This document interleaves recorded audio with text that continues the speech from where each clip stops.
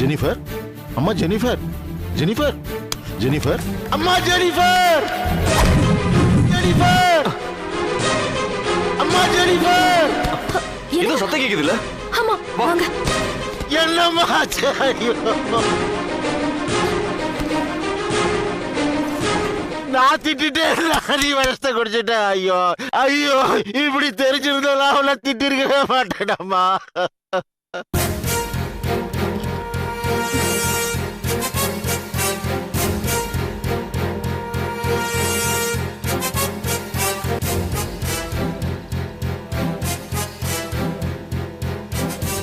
படுவாய் படுவாய், ஒன்ன போய் திட்டாளா?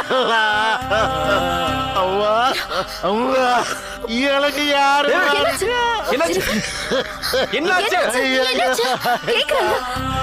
ஜெனிஃபர் வருஷத்தை கொடுத்து தருகலாம் பண்ணிட்டாயா?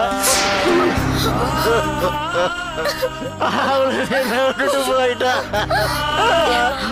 நான் யாருக்கு எல்லா துரோகம் பண்ணல, நான் யாருக்கு எல்லா துரோகம் பண்ணல. ஐயோ. Hello, police station.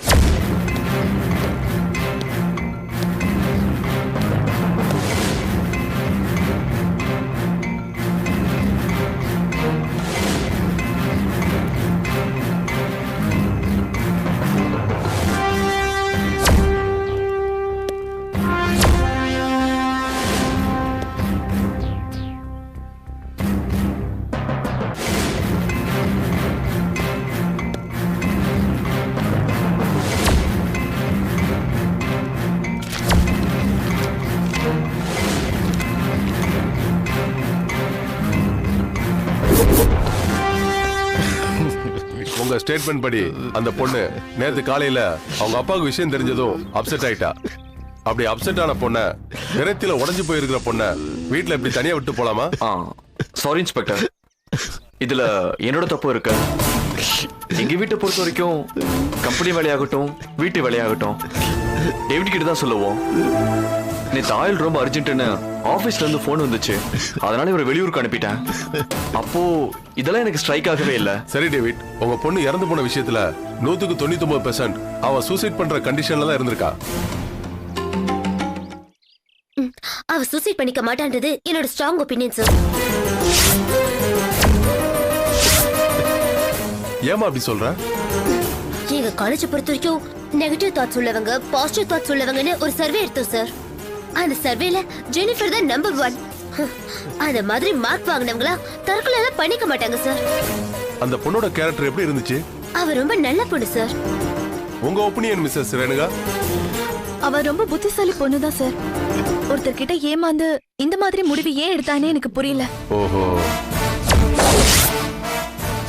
உங்க பொண்ணு கவிதை எழுதுவாளா? எழுதுவா சார். அதான் போலீஸ்க்கு லெட்டரை கவிதை மாதிரி எழுதியிருக்கா. சார், அவருக்கு ஃப்ரெண்ட்ஸ்ன்னு யாருமே இல்லை.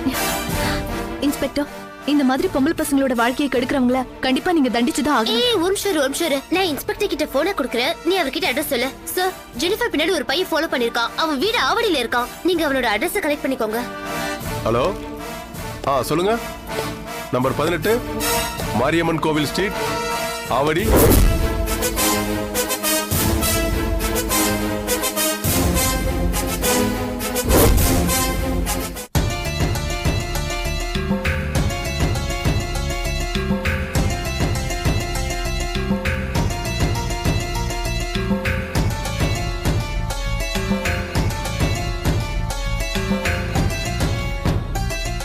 நீங்க கண்டிப்பா தப்பிக்க முடியாது மிஸ்ஸஸ் ஜானு. உங்க பையன் கிரண் தான் லவ் பண்ற பொண்ணு ஜெனிஃபர் மரணத்துக்கு நீங்க தான் காரணமா இருந்திருப்பீங்கன்னு கம்ப்ளைண்ட் கொடுத்திருக்காரு. சார் என்ன சார் இது? அவன் சின்ன பையன் சார். தம் பையன் யாரோ ஒரு பொண்ணை லவ் பண்ணேன்னா வீட்டுல எதுக்குறது சகஜம் தானே sir.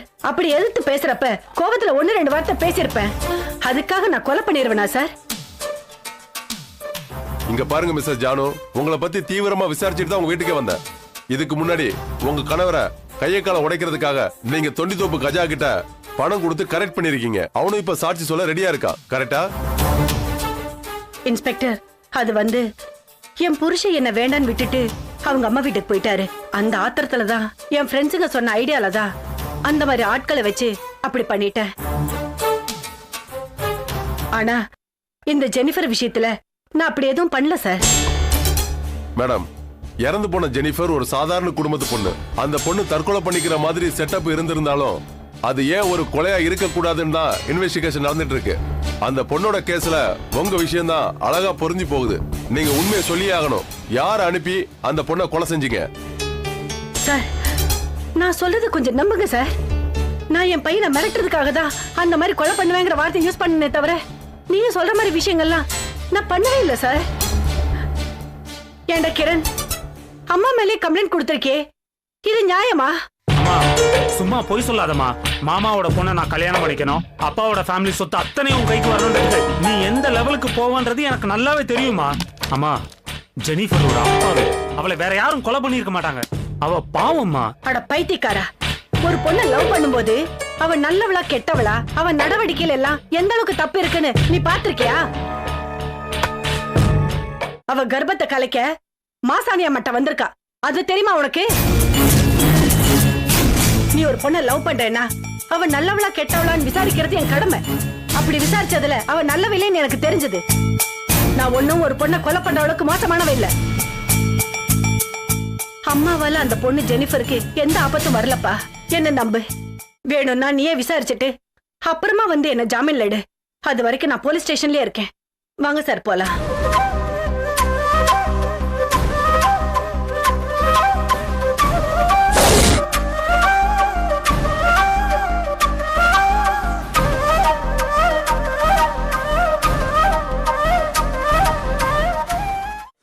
Why this Kolaveri Kolaveri கொலவரிடி. என்னங்க, ஆ ட்ரெஸ் இங்க பெட் மேல வைக்கிறேன். சரி வச்சுட்டு போ, வந்துடுறேன். ஆ